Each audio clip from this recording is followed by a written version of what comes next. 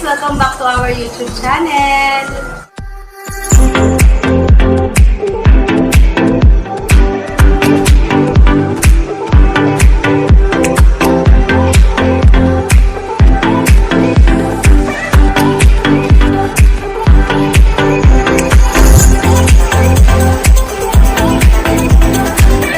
So ngayon ay pang 11 days ko na ginagawa yung challenge ng NCIF by Coach Dave para sa mga gustong sumali sa group namin at gustong ma-achieve ang magagandang katawan dahil nauumay na sa ating mga naggagandahan din at naglalakihan ng mga katawan. So mag-join lang po kayo sa group para makita nyo yung mga transformation doon at ma-motivate kayo na gawin din ng LCIF. So ngayon kumakain ako guys. So ngayon ay rest day sa workout. Kailangan natin maging busy para hindi natin maisip ang pagkain. So yun ang mga bata kasabay kong mag-feasting. So ang aking feasting time ay merienda time na nila. So kanina dahil nang wala tayong workout, ang ginawa ko ay gawaing bahay. So kailangan ko kasi maging busy para 'di ba, mawala yung aking pag-iisip sa mga pagkain. So ngayon ipapakita ko sa inyo yung pagkain ko. Pala ang pagkain ko ng day 10 at saka fasting time. So, itong pagkain ko, tilapia. Dalawang tilapia. Bali, hindi naman dalawang tilapia. Yan, isa kalahati lang. Ayan, binakbakan na nung dalawa kaninang unggoy. Tapos 3 itlog at saka pipino. Ito na aking mga unggoy. Kuya, pakita mo merienda mo. Dali, kasabay ko na sila, oh. Palitaw. Donut! Donut! Ay, nako, grabe mga anak ko kumain. Ilan ang donut mo, Gel? Inauubos mo donut? Ilan? 3. Wow! O, tusukan mo ng donut mo. Nakatinidor yung donut ng mga to. Meron pang banana. Tusukin mo ng donut mo. Ayan na, kita nyo naman. Feasting time ko, merienda na nila. So, si tatay nasa work. So guys, ngayon, update ko lang na pag malapit na akong mag-feasting, medyo nilalambot na ako. Siguro kasi syempre, nararamdaman ko na feasting time na. Nagpi-feedback na yung chan ko na, ay, malapit ka na kumain, mag-ready ka na. Alam nyo guys, sa mga bago pa lang na susubok mag-LCIF, so gawin nyo muna yung casual low carb, lalo na kung medyo malaki na talaga tayo.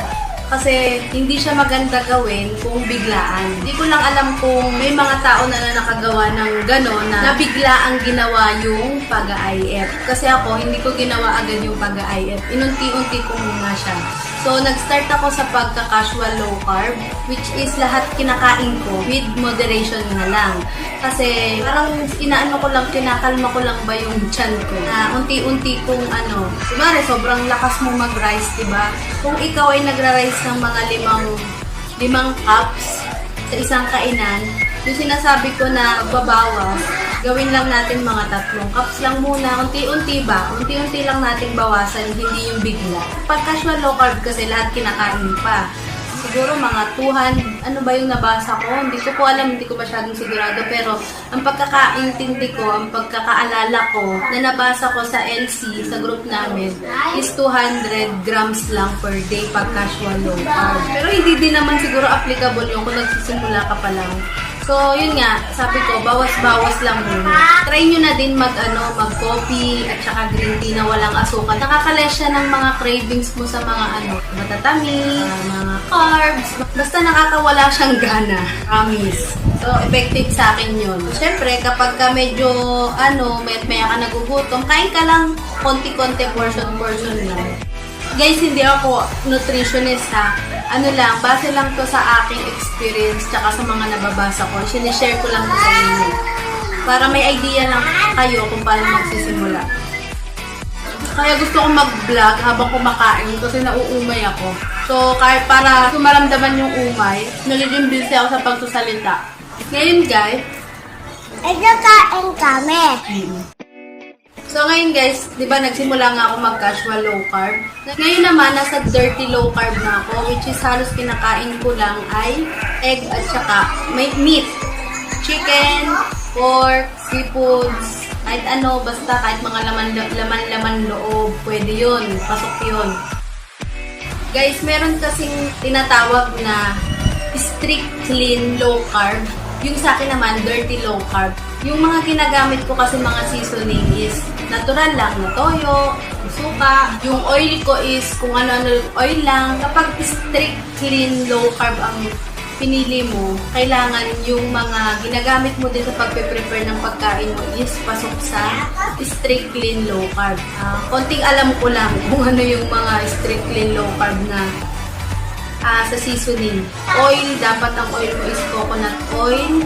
Ang toyo mo is coco aminos. Tapos may mga parang mga gata na yung iba, di ba yung ginagamit na gata, yung instant na nagata. Sa low carb, pwede kang gumamit ng gata, basta yung totoong gata ng niyog. Coconut milk talaga. Apple cider vinegar din, yung gagamitin mong suka. Di ba? Ganun yung mga nag-i-strict clean, kailangan may budget. So, dahil wala tayong budget masyado, at ang budget lang natin ay pang sa araw-araw na kinakain, dirty low carb lang tayo. At least may toyo, may suka, diba? Pero guys, pagka nag-iisisimula ka pa lang, pag mas gusto mo na, mas mabilis yung makita mong resulta sa katawan mo, at least 3 months, mag-stick ka lang dun sa, which is kakainin mo lang is egg, meat, seafoods, mga pork, chicken, gano'n. Mga laman loob. Laman loob ng mga hayop ha, hindi laman loob ng tao. Ha? Aswang ka na nun. So, dun nga sa group namin, meron dun pagpipilian kung saan ka mag-start mag-diet. Kung gusto mo casual, kung gusto mo strict clean, low carb, kung gusto mo naman dirty low carb. Basta meron pa doon, check nyo na lang dun sa group pag nakasali kayo. Ngayon, kumakain ako ng ulo ng isda. Alam nyo guys, may nagsabi sa akin, meron daw siyang workmate na lakas daw kumain ng ulo ng isda. Sabi niya kasi, matalino daw yun. Kasi lakas na daw kumain ng mga ulo ng isda. So ngayon, tinatry ko kumain ng ulo ng isda. Titingnan ko kung tatalas pa ba yung memorya ko. Kasi medyo malilimutin ako. Hindi lang pala medyo. Ngayon, makakalimutin ako. Hindi ko alam kung epekto to ng pagda-diet ko. Kasi ngayon, nababad trip ako kasi sobrang makakalimutin ko. Kahit naman nung hindi ako nagda-diet, makakalimutin pa rin ako. Pero parang lumala yata ngayon. Isang bagay pa, yun, nahihirapan ako magpupo. Ako nagpupupo lagi.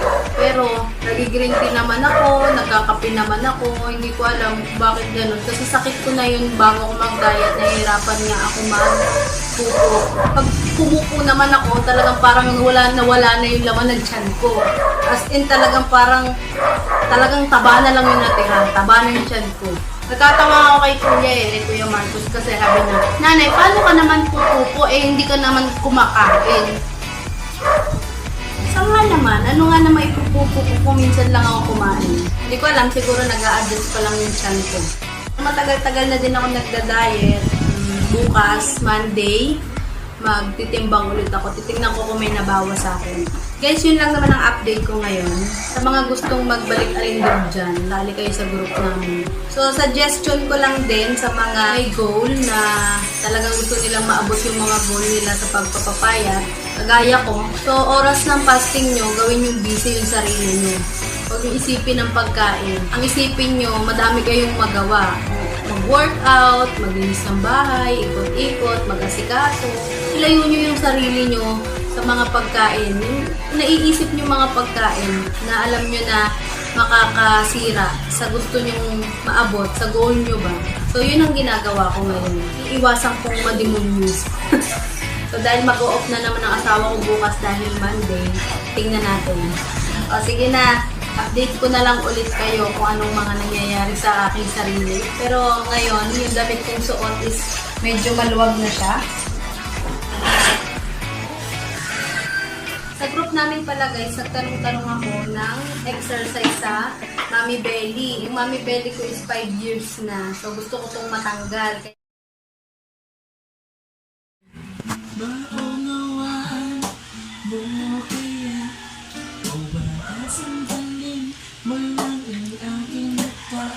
Gusto na daw akong nakain ako. Habang nakain daw siya, nag-gitara daw ako eh. Oh? Mamay, Wala ko na pa yung ulo eh.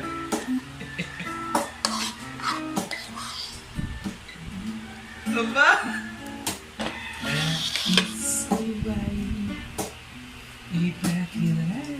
Oh!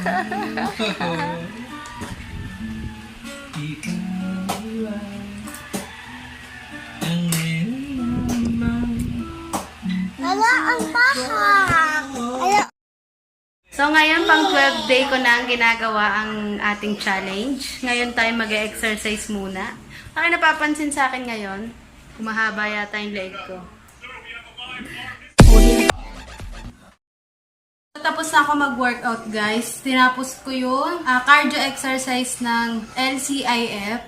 Bale, 3 sets yung ginawa ko. Hindi ko na siya masyadong nilalagay sa vlog kasi sobrang haba. Pagkatapos ko mag 3 sets ng cardio workout, nag-glowy ting ako. Madali lang siya gayahin, guys. Hindi siya masyadong mahirap. At saka mas pinili ko yung standing workout kasi sobrang hirap kasi pag nakahiga. Mas gusto ko yung nakatayo para buong katawan gumagana. Buong katawan pinagpapawisan. So kanina guys, nagtimbang ulit ako kasi Monday ngayon. So ito, papakita ko sa inyo. So guys, this is my starting weight. Katapos ng timbang na yan, nag-casual low carb na ako. After 1 month ng pagka-casual low carb ko, isang buwan, June 28, ito na yung naging timbang ko. After 1 week, July 5, ito na yung naging timbang ko. After 1 week, July 12, ito naman ang naging timbang ko. Bagong battery niyan, walang daya. Basta consistent ka lang sa ginagawa mo, makikita mo yung resulta. So ngayong Monday ay rest day ng aking darling, ng aking asawa, kaya Monday ay cheat day din. So nag-carbs ulit ako kanina, tinapay ulit saka kape. Yun lang naman ang miss ko eh. So dahil cheat day ako kanina, ayan, sobrang daming carbs. So kapag nadadapa tayo, lagi lang bumangon. Bukas ulit, panibagong araw, panibagong workout, panibagong kakainin ulit. Titignan ko kung anong maiisip ko na kainin ulit bukas dahil nakakaumay. Ay na, sige na. Bye-bye.